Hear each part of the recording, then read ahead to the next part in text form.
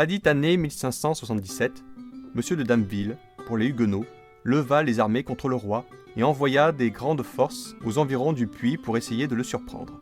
S'étant saisi de Fay, Saint-Agrève, Saint-Pal de Mons, et auquel M. de Saint-Vidal, pour résister contre eux, employa les forces de M. de Mandelot à Lyon, s'en alla assiéger le 10 sieur de Saint-Vidal, Saint-Pal de Mons, et, auprès de Pradel, le Cros et l'Angogne, où ils ont mené et conduit les 2 canons du puits. Toutefois, ceux de Saint-Pal, ayant entendu que le canon venait, s'enfuirent et laissèrent le dit lieu, et ayant mis le feu, et de là, le dit sieur de Saint-Vidal, avec ses forces, s'en serait allé assiéger Ambert, tenu et saisi par le capitaine Merle, où voyant les forces du dit Merle et les résistances qu'il faisait, jusqu'à y être tués de 4 à 500 hommes, le soir du 20 mars, au dit An, furent contraints de faire conduire des canons de Lyon, tellement que quelques assauts que fussent donnés à la dite ville d'Ambert ne la purent recouvrer, car furent bien repoussés par le dit Merle, tellement que le camp se départit sans rien faire. Et après le Merle quitta Ambert et se retira à Issoire, auquel lieu Monseigneur, frère du roi, Henri, avec grosse armée, vint par force d'armes, fit abattre les murailles, mettre tous ceux qui étaient dedans au fil de l'épée, et abattre toute la ville.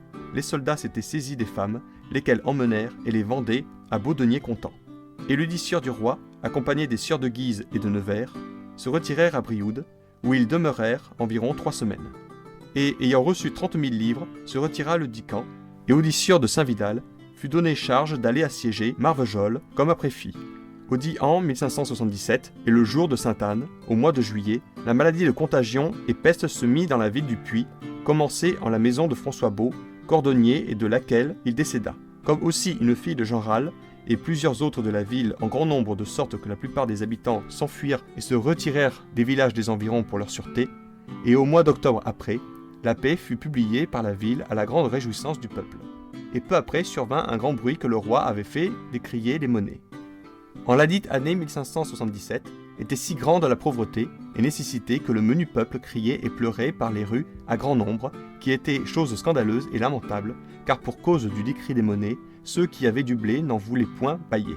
Chose pitoyable, et d'ailleurs la pauvreté fut si grande que les artisans ne trouvaient rien à gagner ni trafiquer, et au dit temps 1577, environ la fête de Saint-Michel, fut vue au ciel une étoile traînant grande queue, comme si c'était une branche d'arbre ou un fagot, tellement que le monde murmurait que c'était quelque grand signe que Dieu nous envoyait, parce que nous avions la peste continuellement, la famine, ne se faisant aucun trafic de marchandises, ni autre moyen pour vivre.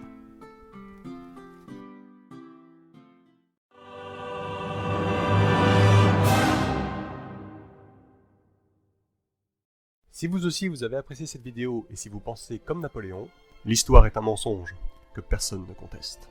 Je vous invite à laisser votre avis, liker la vidéo, vous abonner à la chaîne et pourquoi pas partager cette vidéo. Merci.